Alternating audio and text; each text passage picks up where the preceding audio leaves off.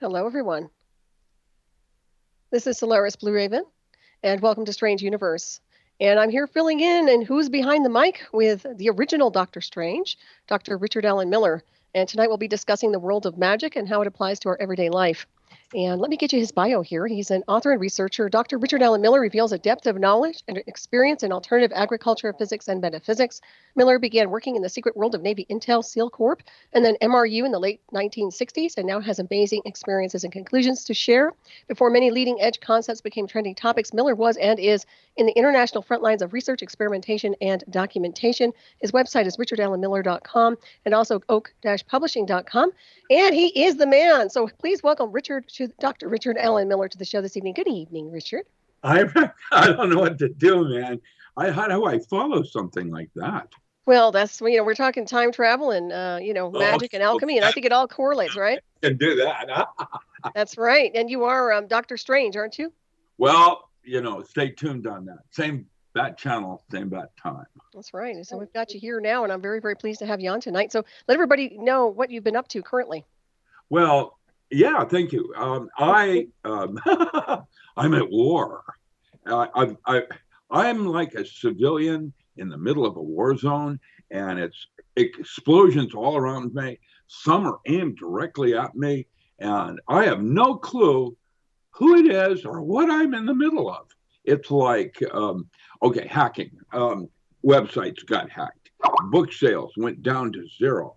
I've got people, stalkers now, crazy stalkers that I know for a fact are not off their meds. They're like real stalkers being paid by whom? Like a second shooter. They take someone that's a little off center and then they offer him a job at, Playland, and off they go. It's crazy. And I'm a nerd. I'm not a spook. I'm as good as it gets in the military for working in laboratories and figuring out things nobody else can figure out. But I'm also an old man and would love to live a very more simple life. I don't need the drama. And let's say yesterday, I am paying labor out in the woods. I had to go back to work. So I'm doing raw materials. That means I'm collecting wildcrafting with a bunch of labor in the woods, going after certain native plants. And somebody hit a button wrong, and all of a sudden, a bunch of money is taken out of my account, just like that. It isn't gone. I can form a type of a protest, and they'll do a discussion, and it'll come back to me. But the inconvenience of being overdrawn with now there's a service charge, and then you get your money back, but then who pays for the service charge, et cetera, et cetera, et cetera. And it all works out in the end. Good old Beatles, when they said everything works out in the end. But it is in the middle of the drama, and you don't know who is doing what, and you start looking at shadows, and you start suspecting everything. And of course, if I hang out with you guys very long in conspiracy, then everything becomes a conspiracy. And guess what? It's all true. That's the weirdest part of all of it. It's a very, I don't think people that are listening to alternative radio have a clue what some of us have to go through right now just to be normal. What's interesting is why all of a sudden what's the motive behind all of a sudden harassing you? It wasn't going on a year ago, was it? Yeah, that's the part you'll probably never really know. Like it might be something I know that I don't know. Right. Something that's the movies, you know how it goes. You go, what? And I never thought of that. You don't know. And you don't really know. It's true. I have become a person of interest. Everybody gets me. When I start to talk, they realize that I actually, you can sense the data. You know what I'm talking about. When I don't know, I say I don't know, but I'll try to give an Occam's razor kind of response, most likely. The thing is, there aren't very many people like me out there anymore. Very, very true. Well, Yeah. everybody's got an agenda. Mm-hmm. Right. Well, To sell books. That's my agenda. Newsflash. So everybody that likes me, please go to my website and buy books. I'll be interrupted on telephones. And there's nothing I can do about that. This one's from Belgium. I don't even get it. Okay, so I'm not going to deal with it. I'm like this at all stages. I'll be on the bank talking to a banker, and my stalker will come in with because he's got somebody is able to listen to my phones. I had a friend come in and do a sweep of my house, and we found 4 bugs. Three of them were, no, I'm not kidding. And three of them were dead. The batteries had run out. One of them was in my bedroom. wow. I have no, yeah, just like in the movies. They've been listening to me. What am I doing back there? Groaning a lot, and I snore. But what about their computer? I mean, they can easily hack. They got their jollies off. The thing is, the weirdness is, this has been going on. It's ramped up. It's been going on since June of last year, and I am no closer. Let me give you an example, like Amazon. I have no money now because of Amazon bootlegging a bunch of my titles. And so what I did is I found a lawyer that would do it on contingency, and a friend of mine advanced him $500 just for office supplies, things that you might need to do this thing on a contingency because he's ready to do it. And after 4 months, we finally narrowed it down to Create Space. We're about to go into Create Space and get the name of the person, literally, who's doing Amazon Prime, when the lawyer then says, I need $2,000 to continue. And then he leaves the country because he's got a lawsuit on him now. Oh, geez. Now, what happened is all of that effort went to naught. I am no closer to getting the name of the person that was bootlegging than I was just I know the thing is, it's just like every time I get so close, the rug's pulled out from under me, and I'm guessing it's got to be an AI that has profiled me so it knows what I'm going to do before I do.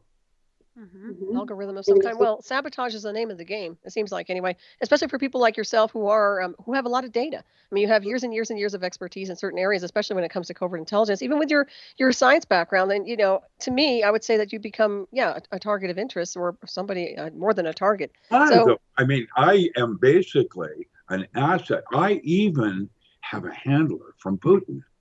Are you kidding me? No, I'm not. I am an asset. I am an asset to a number of organizations. They all want me to thrive because what I do is try to do the right thing. Let's talk about that for a minute. When you say the military, everybody goes, ew. I remember when I was at the Pentagon, the military is fragmented. It's these little cells within large bureaucracies that are the criminals, not the bureaucracy itself. USDA comes to mind, and the U.S. Forest Service. So within USDA, did you know that the Forest Service, which is a small division of USDA, is bigger than the entire of USDA? Okay, that's okay. That's an anomaly. And so when you talk about the military, when I was at the Pentagon, I saw floors trading bullets at each other. The Pentagon used 9/11. They knew it was going to happen.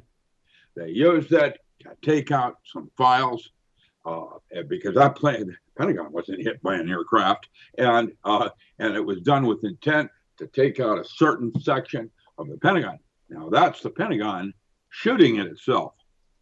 So it isn't the military, and it isn't the government, and it isn't Donald Trump. Trump's a little brat little boy, and he scares the heck out of me. And Clinton is a criminal. Now, these are the 2 prime candidates that have been offered to us for the most prestigious job in the world, universe, President of the United States. Neither is qualified. President should represent our most scholarly and morally correct. What's wrong with our picture is that nothing like that is even coming close to the truth. Now, the good news is someone like Putin is a criminal. He's a terrible criminal. KGB, third richest man in the world. How did he get there? On the blood of Russia. However, Putin is also the only leader in their history that has done more for Russia than any other leader in Russian history. And so while he's a criminal, he's a nationalist. And that's one of the reasons I'm concerned about Trump, because Trump is also a nationalist. Even though he's feathering his pockets, he's a criminal, he's going to rip, pillage, and destroy, he's also a nationalist. And the problem is the New World Order, or these elites out there, are not happy about all of this and are trying right now to discredit or maybe get him impeached. It isn't going to work. What will happen next is Plan B on Agenda 21, where they make an attempt on his life, probably while he's on this tour in Europe. And that is going to cause the United States to fragment into 9 provinces when combat veterans go to the streets in civil war. Now, that suits Plan B because it's easier to rule 9 small countries as it is one large wangly one, even though it's piecemealed out already, being given off in sections, just like our Forest Service did our timber. Now, I have seen this go and can absolutely say this is no longer the country I served and protected. And the bad news, since I started doing media, I've, like with you and others, I've had my eyes open to the fact that it possibly was like this bad, even when I was true blue and trying to do the right thing for the government. So people like me are used this way and that. And I have no idea whose side I'm on, what's really the war going on around me. I feel like I'm a household in Vietnam with napalm in the morning. Mm-hmm. Well, it is chaos in motion. There's no doubt about that. And this country was fragmenting before President Trump entered into office. Yeah. If you look and see what Obama was doing, prior. Yeah, we had so many problems prior to him even entering into office, and I can tell you, if anybody else had won the election, the game would have been over immediately. So what's interesting is I think that there are a lot of multi-layered games being played out right now on the timeline, but they are targeting people. And in my opinion, I believe they're targeting people who have some kind of information or expertise in a certain area. And I can speak about my own past and my own self in certain areas, but I can tell you point blank, yeah, it doesn't surprise me at all. When you tell me you're an asset to Russia, how does that happen? I don't know. The guy that I work with that is in he lives in New Jersey is the one that started Matt Stein and I on sustainable lifeboats. Mm-hmm. And I am reminded that it was Edgar Casey that said it will be the bear that saves America. Now, I would not have, for example, started offering survival and directions. I wouldn't have even thought about that unless this man came into my life and he just casually right up front told me who he was. My Navy handler knows him, has no problem with him, because their agenda with me is to set up a network inside North America for survival. Mm-hmm. Well, it sounds like they're the good guys then, right? What's that? It sounds like they're the good guys then, right? Well, I don't know if they're good or bad. Well, if they're here to set up a network for survival, that doesn't sound like it's a negative, does it? It doesn't, unless, of course, you're not working for FEMA. There you go. You see, there's agendas, and then there's agendas. See, where's my TARDIS? Okay, didn't you say you were going to get me one of those so I could just get out of here and just what did you want? Blow this popsicle stand, leave this world? Don't you have a TARDIS? Some kind of a time machine? Oh, yeah. Actually, we were talking about one of those. That's the whole. Yeah, I mean, leave orbit. That's Timothy Leary. Smile. Space migration. Well, when all else fails, we can't do longevity extension, intelligence increase. Actually, we can do all of those. The one we can't do yet is leave orbit. And I just yesterday posted about a new nanomaterial that may allow us to go into space. I saw an article in Scientific American in 2010, one article, it never showed again. That's the way it works, where you catch it, but then they take it off the radar, where they had taken copper, monoatomic copper, how do you do that? Yeah, and did a geometric weave in spandex, and it would reflect gamma rays. I saw that in Scientific American, and I just posted something today. That's 7 years later. There is no way with our current technology to go from here to Mars in a spaceship. We could. That's mainstream, though. That's not the Black Science Department, right? Well, then you have, imagination, like teleportation, the Stargates and whatever. Everything like that starts with the movies. That's why they call it Hollywood, a magic wand, because the replicator now becomes a 3D printer. It isn't that it exists until it's seen in the movies. So here I am at the end of days trying to give kids direction. I wouldn't want to be a kid today.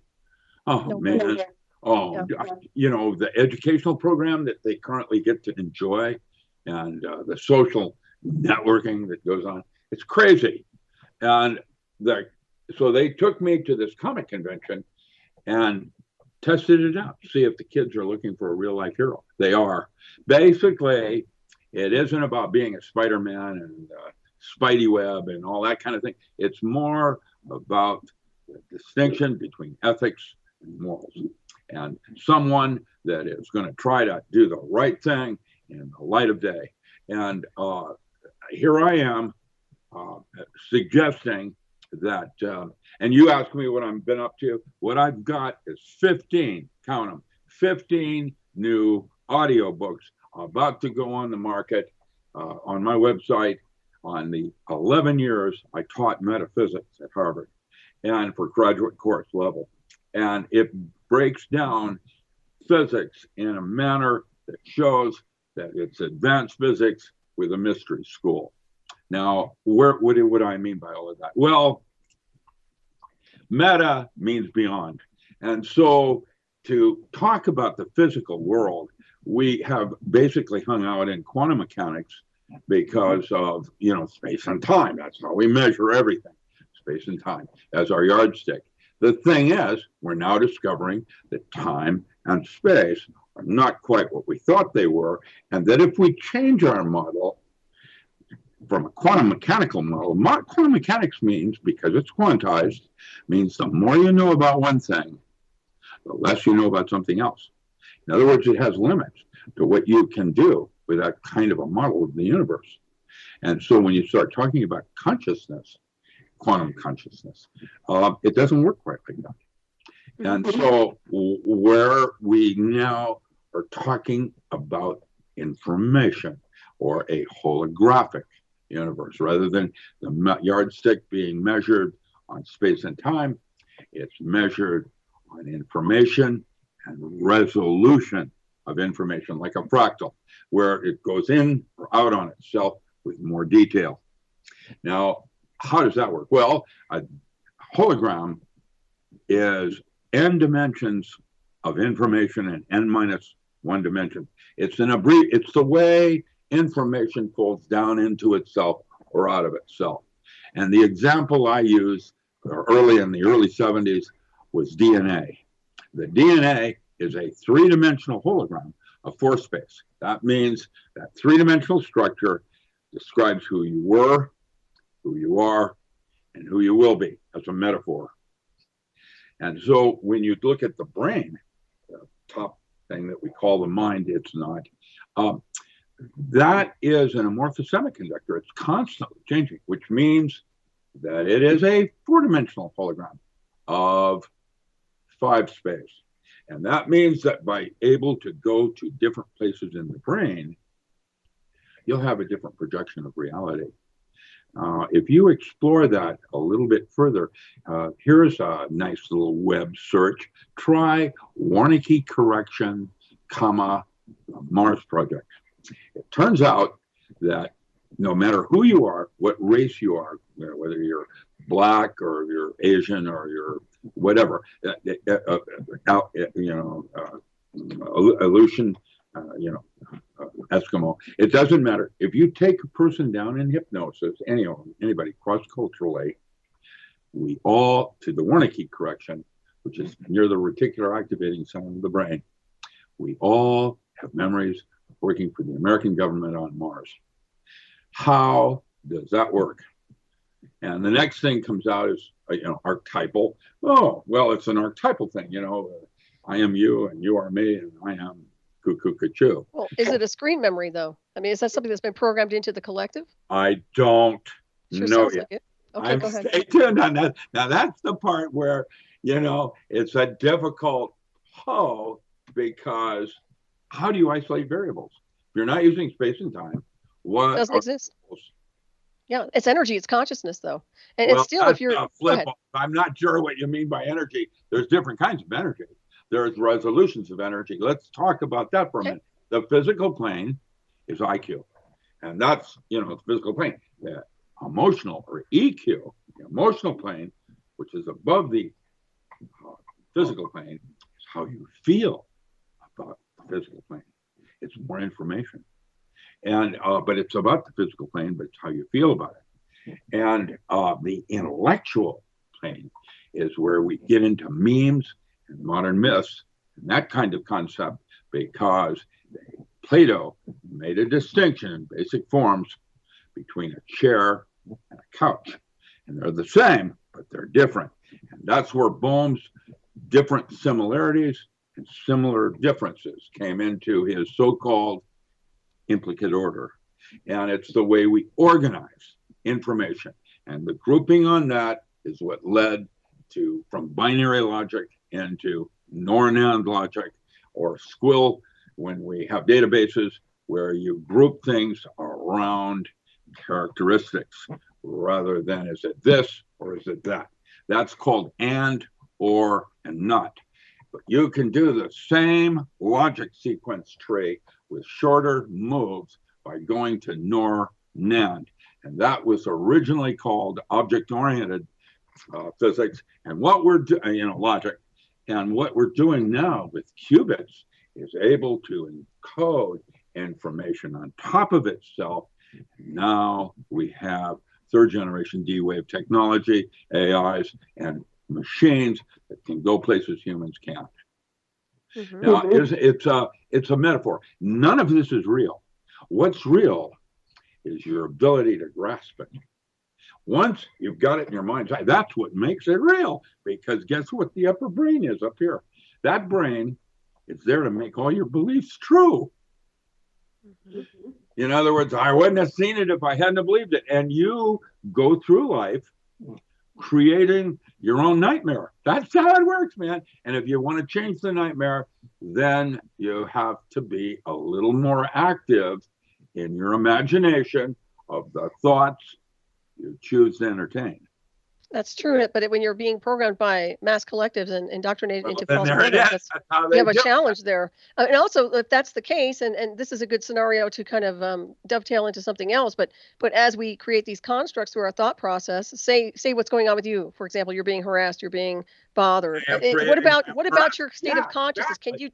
Can you deflect that? Can you do something on an esoteric level to disintegrate that whole thing? How does a witchcraft say do it? Yeah. It will reflect back triple fold. I call it billion fold, man. Let's just pull it all out, right? Triple fold. You know why they call it? Because it is a reflected wave, which is the square of the amplitude. Oh, physics again. So there are.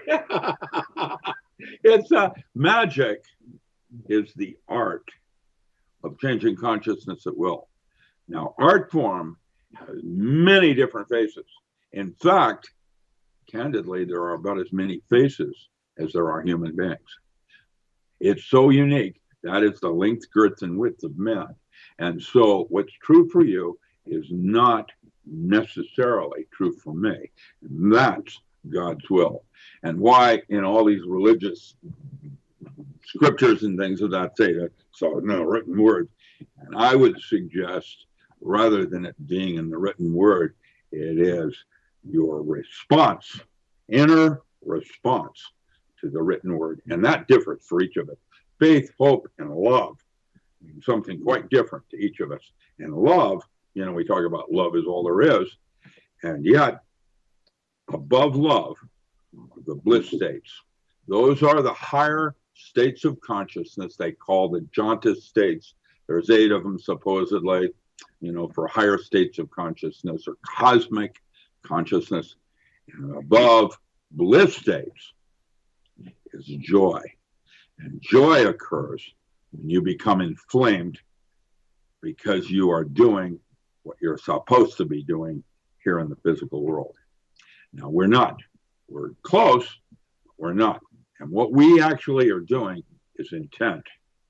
And intent has to do with all brainwashing and pre-programming.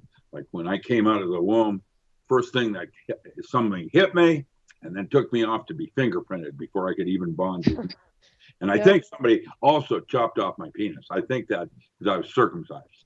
And with that said, think of the trauma of anger for being hostily, brutally beaten when I came out of the womb, as opposed to the way a dog is birthed and whelped in a litter. Mm-hmm. And that's Steve Gaskins and spiritual midwifery. That part is how we're brought into this dream. And no wonder most of us are all screwed up and got a hook in our anger. I had a lot of drama going through. And it's stuff. I'm watching Criminal Minds, and you will notice that one of the common themes that occurs is being a pedophile, an alcoholic, murderer, whatever, is learned behavior. Mm-hmm. In other words, you learn it from your parents. Or programmed by some of these cabals, perhaps. Sounds like they're really into it too. Indoctrination, once again, indoctrination programming. And then you have within all bureaucracies, lodge. This started about 400 years ago, where it was about spiritual path workings and Templars and so on, where they had a higher cause than the physical plane kind of thing, and they were seeking spirituality like Golden Dawn, where you had writers and philosophers all banding together for the ultra elite of Europe, let's say, trying to find some kind of spiritual direction of truth. And the thing that I'm discovering now is that most of the lodges, Republican Party, for example, comes to mind, do not know good turds from pork and beans. And that's one of the reasons when I came out of graduate school, I armored up in the occult, because I had to defend myself. When I came out of graduate school, I was assaulted like some high school kid going to college. They call that rush. They came at me with all kinds of Greek letters and things like that. And I became an independent. That's what I am today. I run a tight ship. What is that called? Maritime law, where I'm captain and commander of my own ship. And I'll try to do the good ship lollipop. There it is, man. The Wizard of Oz in his lollipop ship. I think that I know I don't know. And so I don't actually have a free will. What I do have is true will. And I can try to be as close to my moral codes of ethics as I possibly can. And that was where what I'm trying to do with the kids and why they like to bill me as the real Dr. Strange, because I have moral codes of ethics that I'm trying to teach. And basically, magic requires more discipline than physics. Mm-hmm. Oh, absolutely. Yeah. You're getting the big picture. When I watch a woman in distress rip a car door off to save her daughter in a burning automobile, and she did that without breaking her bones, how's that possible? Mm-hmm. Well, consciousness and energy just go into overdrive, right? Well, that's why altered states are tools in a toolbox, and that's the next evolution in man's stage of evolvement. To learn how to go to these altered states, from tweaking to paranoia, they each have specific uses that will allow you to do things that you cannot do in a conscious waking state. There are Aborigine tribes, the Trebiander and the Sonoy, others, the Navajo, come to mind that would say that conscious waking state is more of a dream than certain specific dream states like lucid dreaming, where it's closer to reality. And isn't that an interesting concept that in order to experience the American dream, one must first be asleep? And I mean, the mindlessness of America over, I mean, I can't believe it. It's No, I agree. They're all on autopilot. They seem to me like they're a bit zombified when it comes down to it. And those of us who have been on a path of spirit and mysticism seem to be able to navigate these multidimensional waves, is what you're talking about to some degree. But yeah, I believe that consciousness is the key to evolution. But I'm also aware that there are these agencies that are around that are literally hijacking these people, that are accessing altered states of consciousness and actually modulating their frequencies to a point where they're programming them. Alien invasion. Yeah, no, by Georgia. But the alien invasion's covert intel. They're terraforming us right in front of our eyes. What do you think chemtrails is? What do you think that's doing? Take a flashlight and shine it at night straight up into the air, and you tell me what that is in the air. It's creepy. Well, it's been creepy from day one since I entered onto the timeline. I mean, I'm just looking around and see what's going on. And this is our country. Think about the rest of the world. They're just as insidious, if not worse. So, yeah, we've got some strangeness going on here. There's no doubt about that. So what's the solution? I don't know. For myself, my solution is to pick up my own trash. That means I run my ship as good as I can run it and hope that you do the same, because neither of us get out of here until we do. Yeah, take care of your part of the garden, right? No, that's about the way I see it. I can't mind your garden. I can't tell you what to do. I'm not even sure what I should be doing. So I've got enough to manage doing my own thing. And from an archetypal point of view, we all of us at some point are interconnected. You know, I watch when somebody gets a Nobel Prize and, you know, original thought. And I'm now convinced that nothing, including me, has original thoughts, because the Nobel Prize is always shared with two scientists from other parts of the world. It's archetypal. And so from that point of view, intellectual property per se is about capitalism more than it is about the advancement of the soul. And I'm going to do my part in contributing to the length, girth, and width of what constitutes being human means. I think that's a wonderful idea. Well, you're doing it already. You're setting it in motion. You have plenty of books out there. I do encourage people to access your books and purchase your books on your website. Probably the best way to do that. So, and I'm looking forward to those audio books. Now, you say those are coming out. They're not officially live yet, or what? Next, well, I have 3 of them that should go up for sale Monday. Stay tuned on that. What I have to do is build up an inventory of them before I start trying to sell them, because I know I'll get fallen behind, and then I'll go into page 2 where I have to wait a week to do this or that, getting some sort of thing in from Staples or whatever.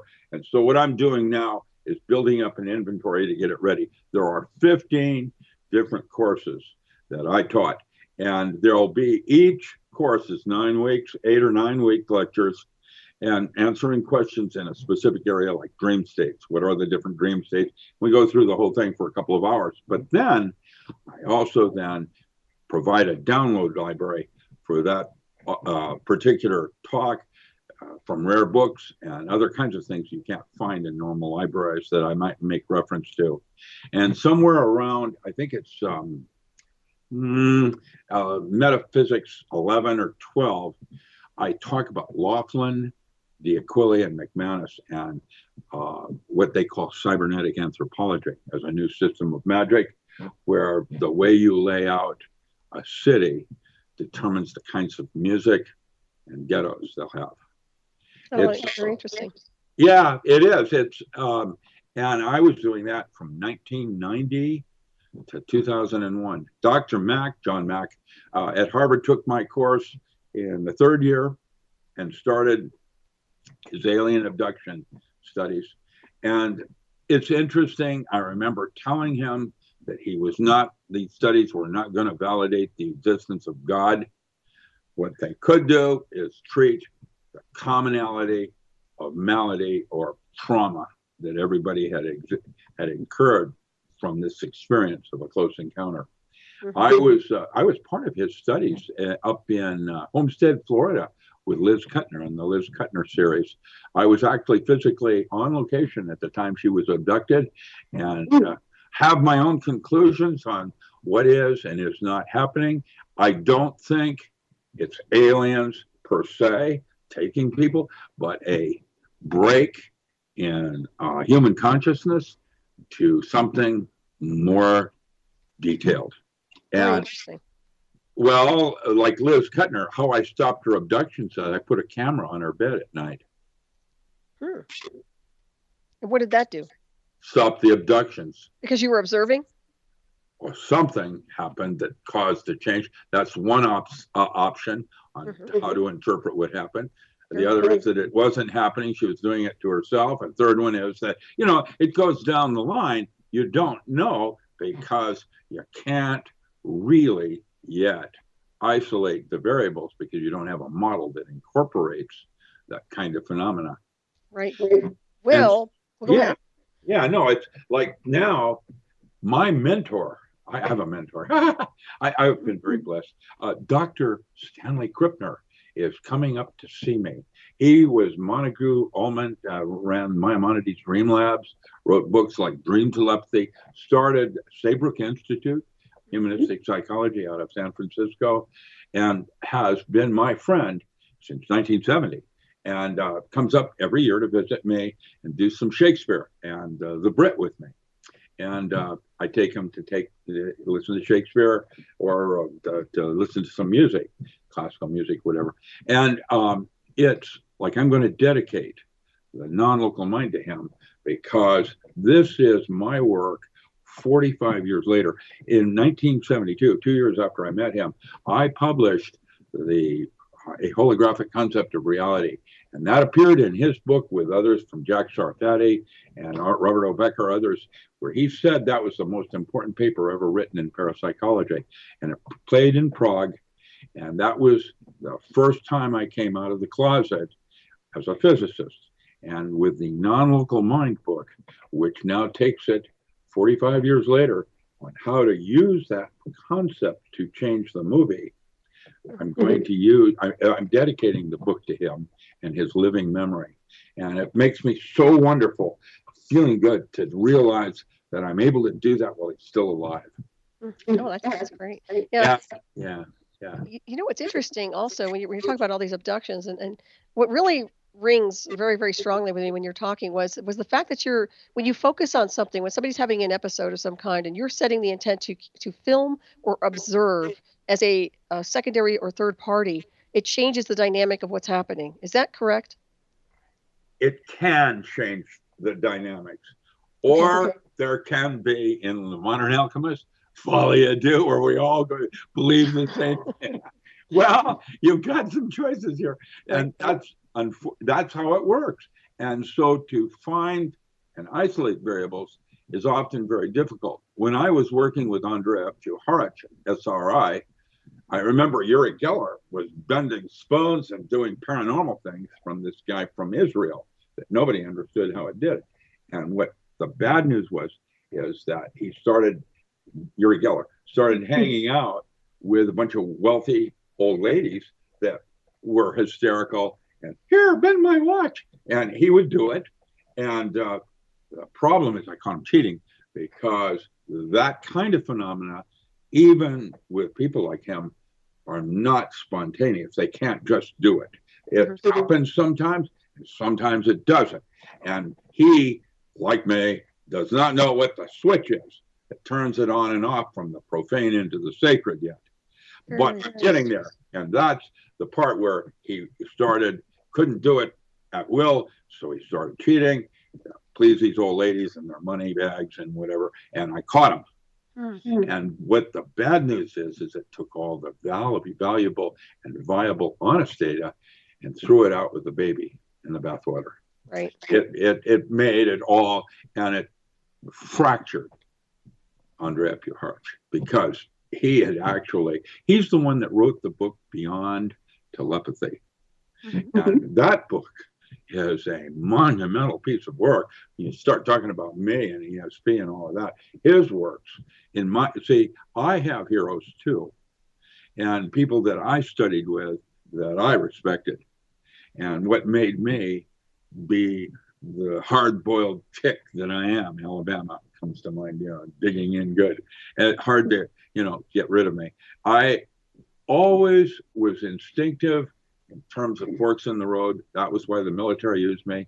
And the way Stan Krupner put it, I was always 20 years ahead of the curve.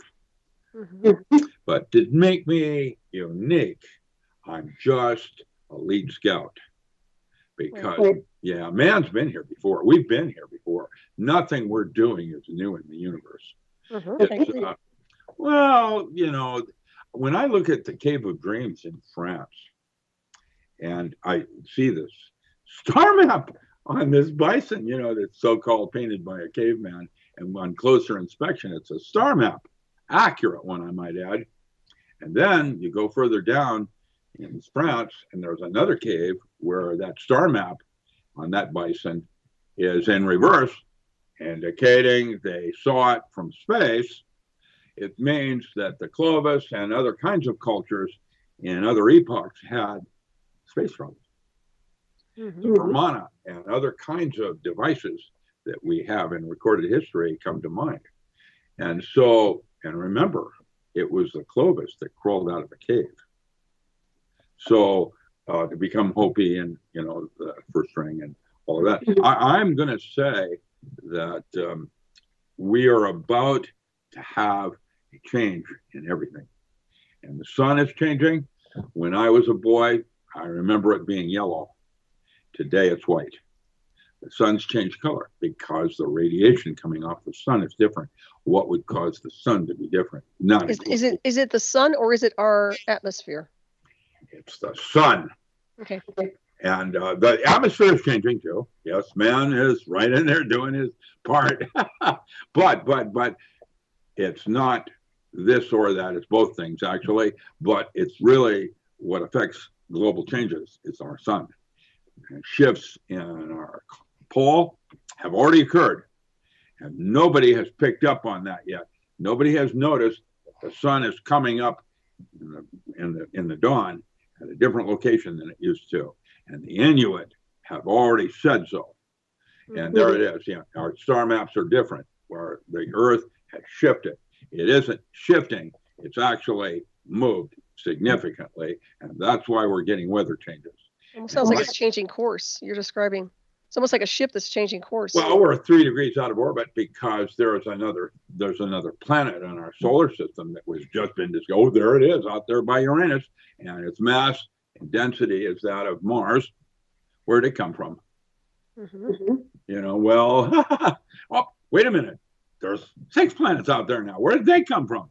That's because we have a solar system merging with another one, our binary, which is cyclic. And Stanford, Caltech, others are all confirming there it is.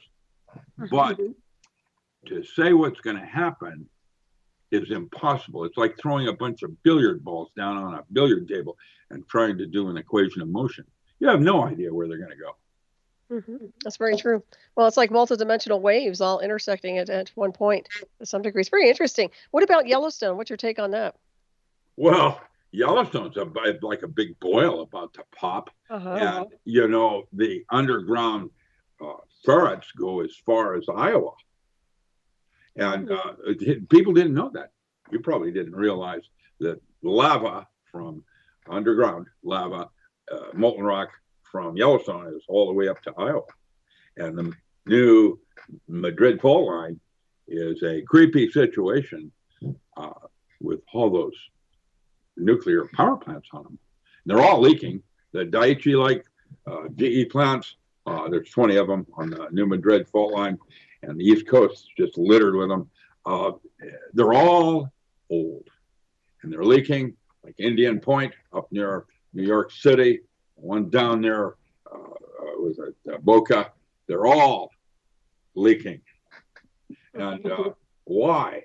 And now look at what's happening in Japan just today. The flooding going on. Unbelievable flooding. 400,000 people homeless. And all those reactors, kind of like Fukushima on steroids.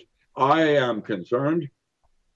I don't know what else to say other than we know there's going to be some global changes shortly. Why are the switches still on all these nuclear power plants when we have no way to contain them? That's a good point you make right there. Well, we just had that big earthquake. Well, not super big, but Montana got hit with a pretty good size earthquake. Yeah. Mm-hmm. That's that to me is significant to some degree. Yes, it is. And it goes on and on like that with arguments. And yet you do not find either the alternative media much or the regular media even talking about things like that. No, they'll talk about, right, the Twitter or whatever that Trump did to hoop-de-doo, and who cares? It's just a distraction. That's all they do is a distraction. It's like, look this way when we're supposed to be focused in another direction. Look, children, ISIS over here beheading people. Look over here. Yeah, and the heads all sway one way or another. And yet, have you noticed the level of obesity in everyone? Mm-hmm. I remember Wally and Beaver Cleaver were normal-looking children, that were on weight, and howdy doody, and what has happened? Right. Well, it's just to look at the food they're ingesting. Look at the chemicals. Look at the crap. Everything has become food. Everything has become a weapon. Mm-hmm. Yes, it's a weaponized environment. It's just like you kind of have to be calibrated for this toxicity to some degree to even survive. So I don't have answers other than to walk my walk. And as doing that will teach my children how to walk their walk, because that's where they learn how to do it, watching you. Yeah, you have to be a role model. There's no doubt about that. Well, insofar as what's gone on with you in this past year, a little bit of harassment and things like that. Do you have anybody in Intel that can actually put a stop to some of that? I mean, you're obviously an asset. Can't you just tell them to just say, hey, man, don't you have a get out of jail free card or something? I would have thought so, but apparently not. Even I thought you had one. My handler is stumped on some of it. He, the Navy people, they came in and he spent a week. It took everything is hardwired now. I have no Wi-Fi, none Zippo. When I first hooked up with you, I had to remember to plug in my sound. I had to unplug my sound port so that I could put something in it, because I unplug everything when I'm not using it. Camera on down, page 3. The camera, or put a piece of masking tape over your black camera. Tape. Yeah, that's what I do. I put black tape. And the audio port needs a plug.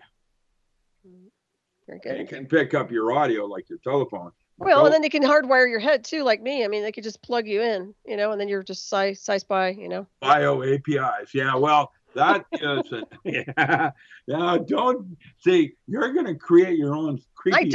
I have anomaly signals. They're measurable. Richard, I already am measured with technology inside of me. Okay. So let's just leave it at that. But go ahead. Yeah. It's there, Enhancements. Yeah. Well, you can say whatever you want to say about it, but the thing is, everybody's concerned about their privacy, and it starts with cell phones and everything else environmental, and then it starts with the brain, and then it starts with what is most sacred to us, our vessel, our sanctuary. That's our last sacred space, isn't it? Buddy, there is a Dr. Beal that does research out of Florida on LD50 ratios on bandwidth to biological processes.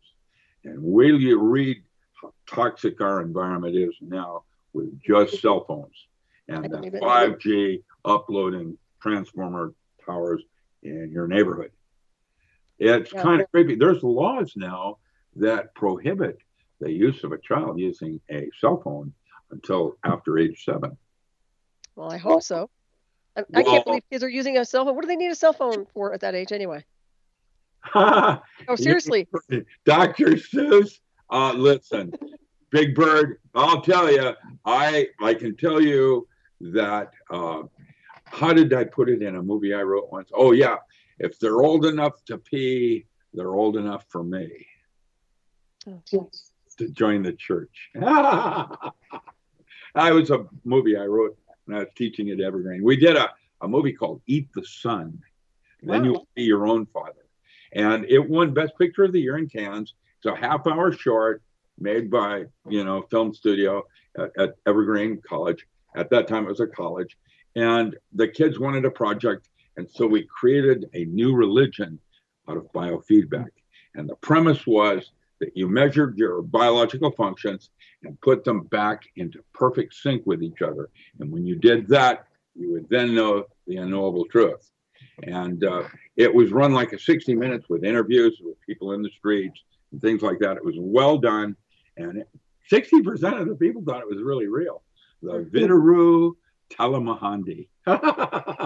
And then what I did, the next 6 years, I vetted that for the military and created video feedback systems that led to Norman Spinrad and others to write Little Heroes, where they have a little thing called the wire that you put on top of your head that talks to neurotransmitters, and just by a slight adjustment, you can change your preference in sex. Jeez.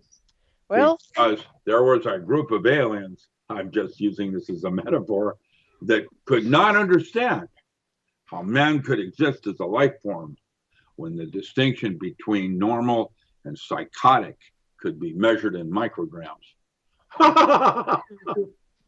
We're a pretty fragile creature, I'll tell you, man.